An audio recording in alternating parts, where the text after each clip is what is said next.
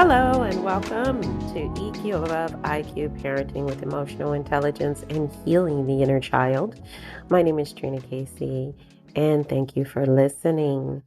Thank you once again for listening to this latest episode of EQ Above IQ. I've been doing my best with my now increasingly busy schedule to get these podcasts recorded and updated and loaded to your ears in a timely fashion.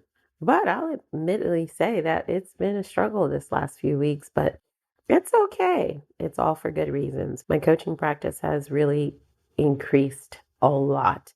So I want to thank you to all your referrals and all of your support. And if you're not referring and if you're not supporting, please contribute with the link in this file on Spotify or wherever you're listening. There should be a link to support. And you can go to thisreallifebooks.com and support there under the podcast tab. Every little bit helps me to keep these podcasts coming and also very much edited.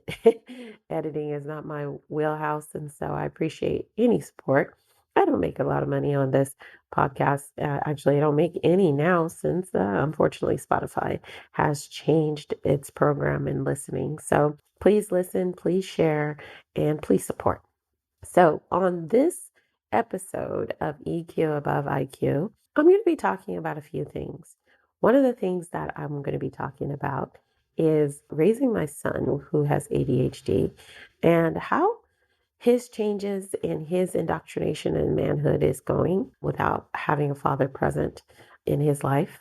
Not by my choice, of course, but by the choices of the person I chose to have a child with or who chose me to birth his child.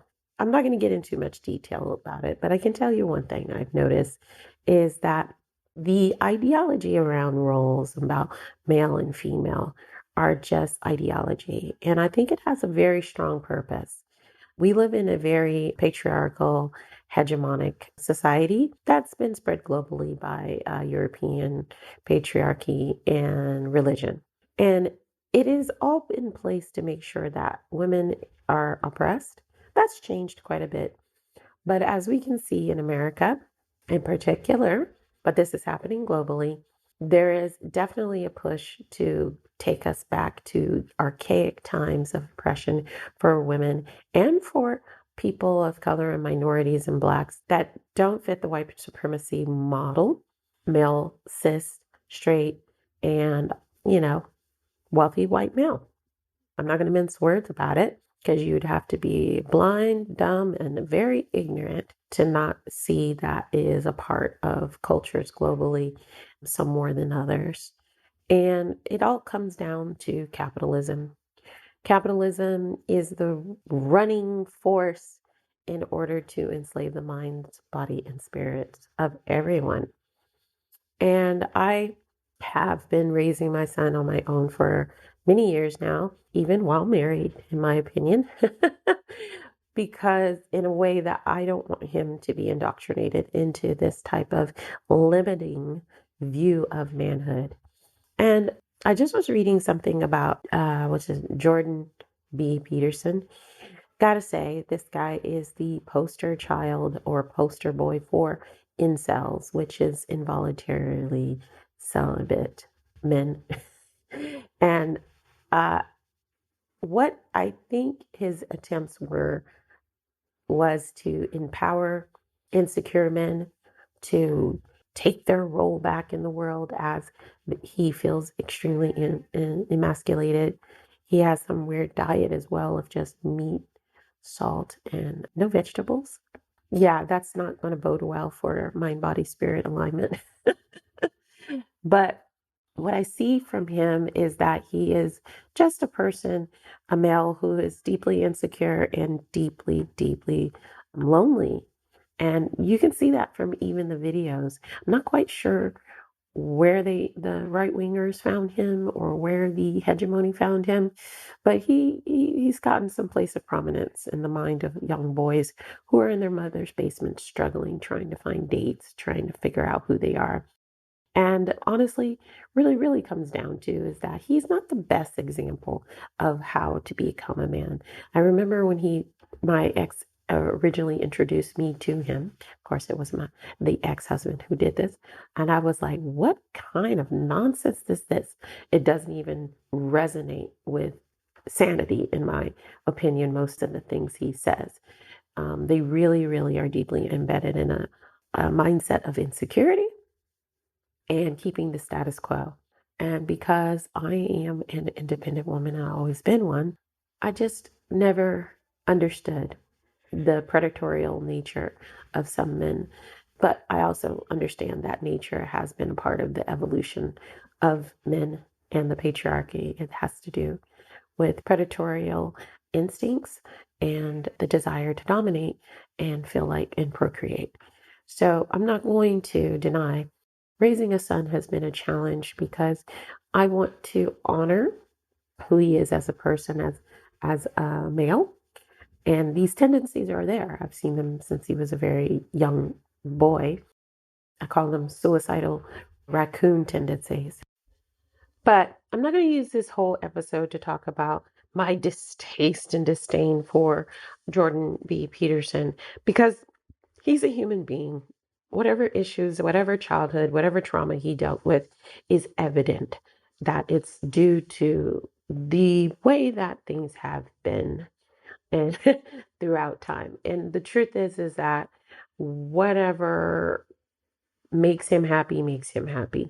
The problem comes in when he starts dispersing pretty toxic ideology to an already toxic world. Mate Gabor, or Gabor Mate, he says in his new book, The Myth of Normal, which I highly recommend that you should not listen to Jorden B. Peterson. And the truth is, you should not. I definitely find that Gabor's vantage point on humanity and the roles and everything is far better guided than that of a Peterson. And because Peterson has definitely an agenda, where Gabor is just pointing out what is. Always look for the person that points out what is rather than what they particularly want. You know, I talk on this podcast a lot about mind, body, spirit connection. And the reason why I do is because, like in my last episode, it's all connected. If you haven't listened to that, go back and listen to it.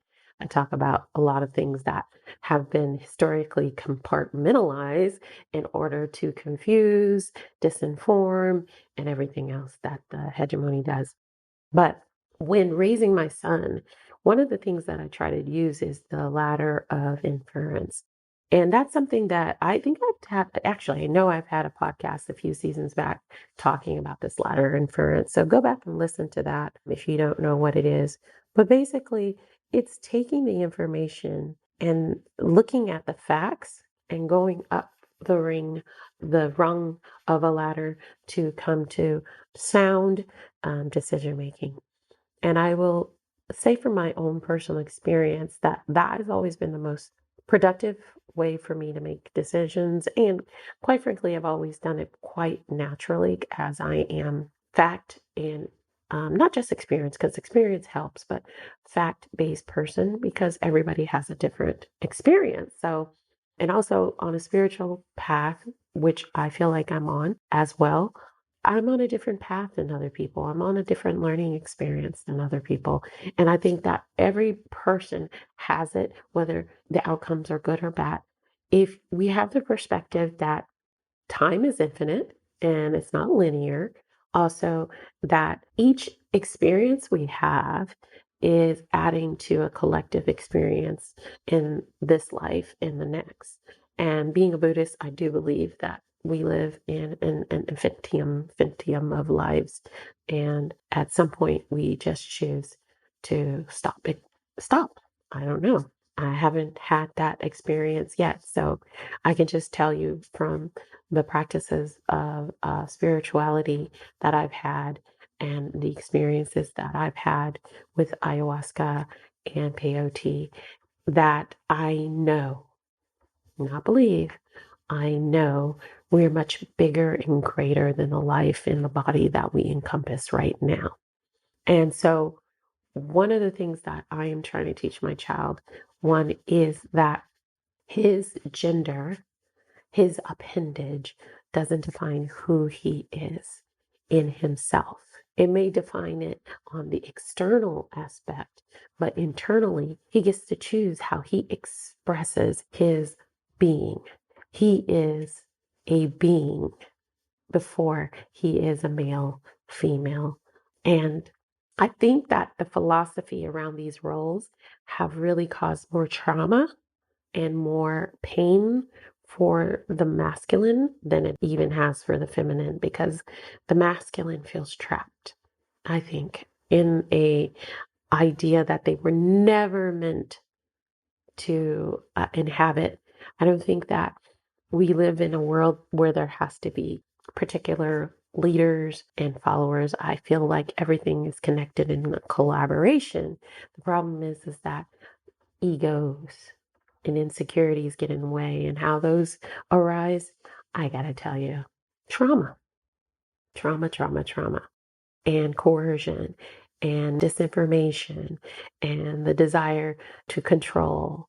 And those are not all masculine traits, but seeing that the past 3,000 years, the patriarchy has ruled the roost of the world and made many of the decisions rather than the feminine, who was in existence for billions of years before that. And, we've seen an increase of death, chaos, and everything else. And I think one of the things that I think Peterson talks about is how he always tries to connect chaos with the feminine. And so there's a concerted effort to disinform when that is absolutely opposite of the truth, in my humble opinion. And we can see that. I always say to the people who are against what I'm saying about masculine and feminine, show me a time or a country or a place when when the feminine was in charge. And I'm not going to say woman, I mean feminine, which I think can be different and separate from woman, because I think that even men have feminine if they embrace it. Of course, you are of your mother, so you do have some feminine in you. Tell me a time when the world population of animals were at almost 50% of the extinction point, where we as human beings are at an extinction point before those 3,000 years. I know that some people, some of my male audience is going to take this personally. So I just want you to know, as a mother of a son who I love with all my heart, who I wish had a role model of integrity and of caring and love and respect as a male body. I wish he had that. But being a single mom was never my intention. Matter of fact, I told myself I would choose not to have children before I went through that path, knowing how much the culture emphasizes patriarchy. I just didn't want to bring a child into this world. But I can tell you with much gratitude that he's here, and I will do all I can do to make sure he loves himself. And that is at the root of all the problems, in my opinion. That insecurity, that lack of feeling of self-worth. And of course, many times mothers are blamed for this, lately a lot. And I do think there's an agenda behind that as well. But I will tell you this, I think that as a woman raising a son alone, I think I have one of the best relationships I've seen, even with the puberty kicking in and him showing his macho-ness and trying to be what he sees on YouTube videos. Disdain. Do you hear the disdain? Ah, man, oh man, oh man. The hegemony has gotten some major tools over the centuries in order to indoctrinate our children, from school to television to now YouTube and all kinds of social platforms. But our children have a lack of awareness what is happening to them when they're watching these things and when they're absorbing all that toxic stuff like Andrew Tate. Ooh, Andrew Tate. Talking about toxic. And all these podcasters I see on TikTok talking about how you need to do this with women and that. And what's his name? That guy that died. He died alone in his apartment. That's the piece. What you don't understand, that the majority of these guys who are talking all this trash about how to treat women, they're not in relationships. And if they are in relationships, they're in abusive relationships where they're abusing their partner.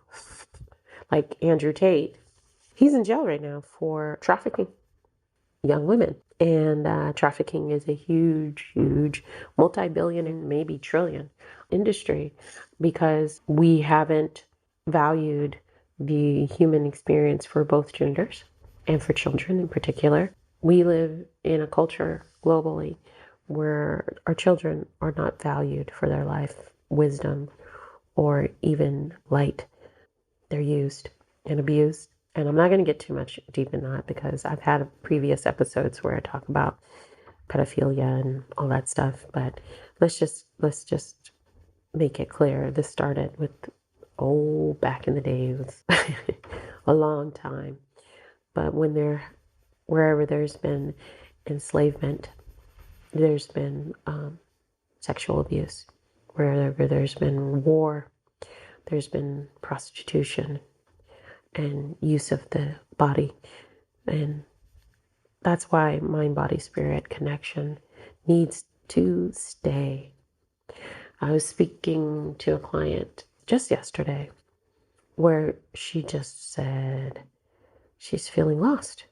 She's feeling not able to focus.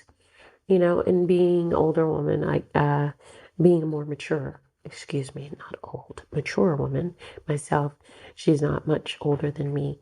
And my first thought is when particularly women and even men are starting to feel these fogginess, this disconnect from their body or wanting to disconnect from the body, that they go in even deeper because it's usually something either physiological, spiritual, or emotional, thought based.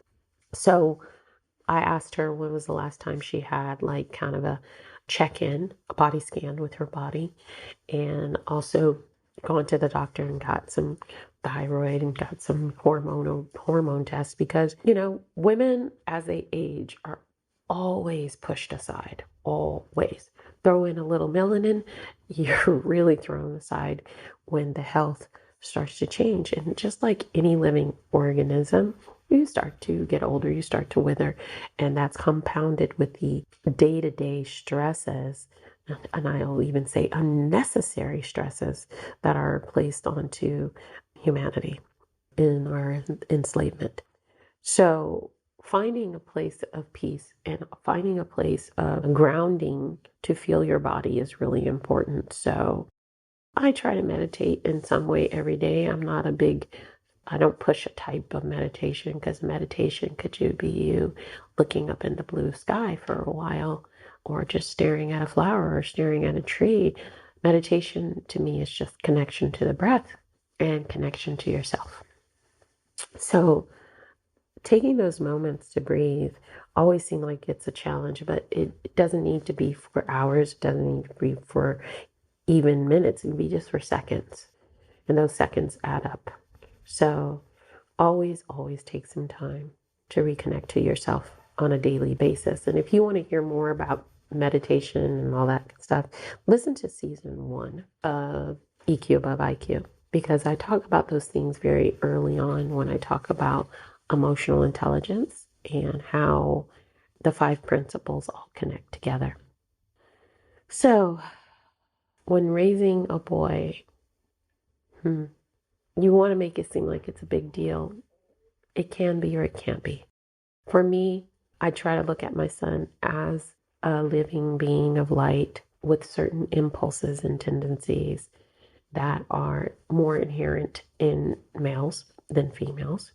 Throw in the ADHD, which is probably the most challenging piece, but I actually believe that once again, like all of these quote unquote diagnoses, it's a response to some type of form of trauma, whether it's mine from the utero, from him carrying him in utero, because I was in a lot of stress and trauma while carrying him due to my relationship and the insecurities placed on my shoulders from that relationship. And no matter what we do as caring and birthing mothers, we do carry our traumas onto our children, no matter how much we try to not do that.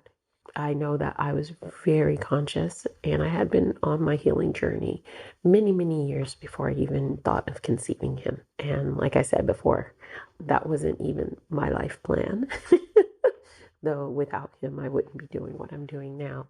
But I think that if, as parents of our children, we stop putting them in boxes of feminine and masculine, we would see them thrive more and just be happier with who they are in their skin.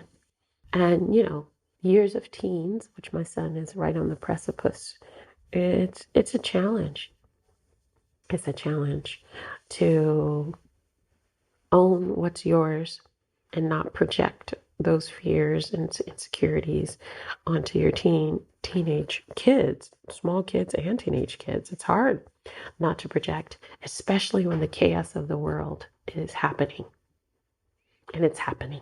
It's been happening just recently with the Supreme Court once again doing something that's very, very disrespectful to the law and overturning affirmative action, something that has been actually mostly beneficial to white females, but also kind of just balancing the scales. That's what's the point of affirmative action.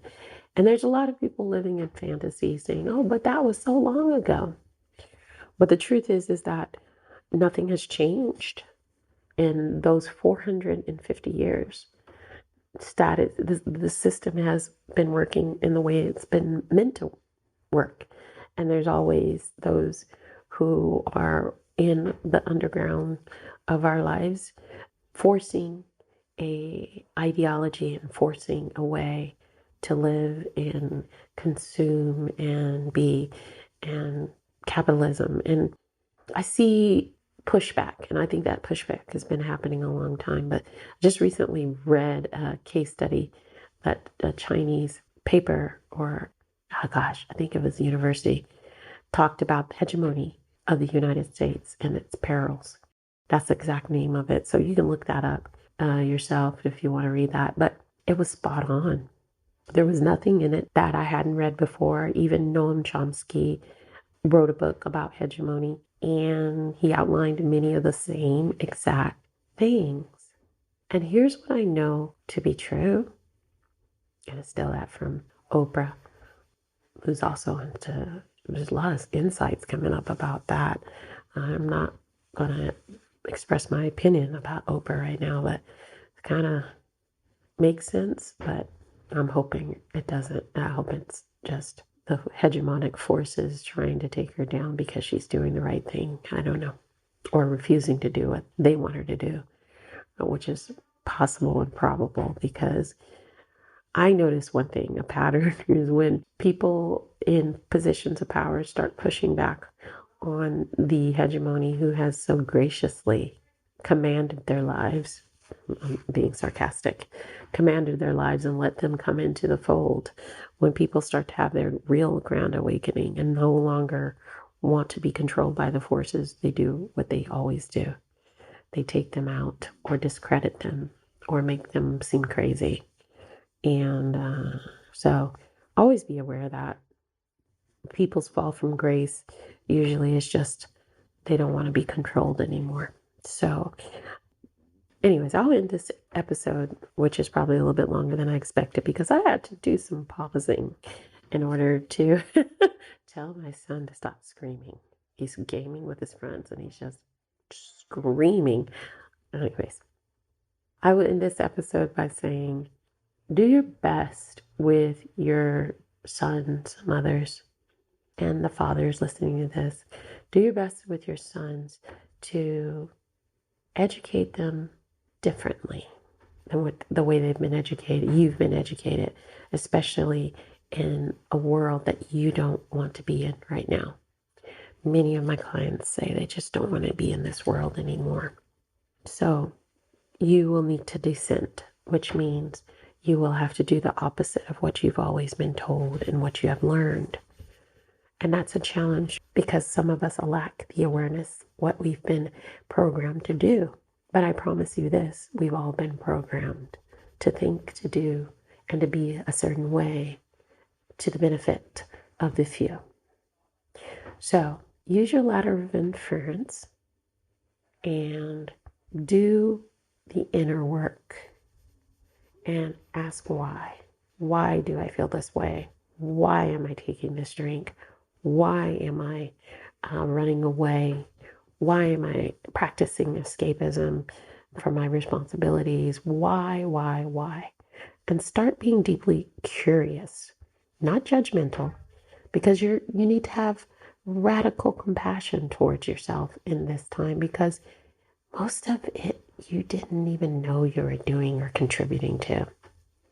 There's no room for shame. There's no room for beating yourself up for what you did not know was happening right underneath your nose.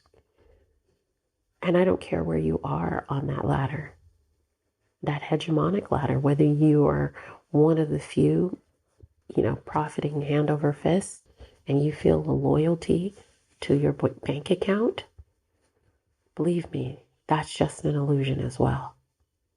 So I thank you for listening. I ask you to vibrate higher, and I ask you to start with self-love and compassion and create that resonance to share with everyone, because you are not born of sin. You're born of love, and your children deserve to have the best version of yourself, and you deserve to be the best version of yourself and have joy.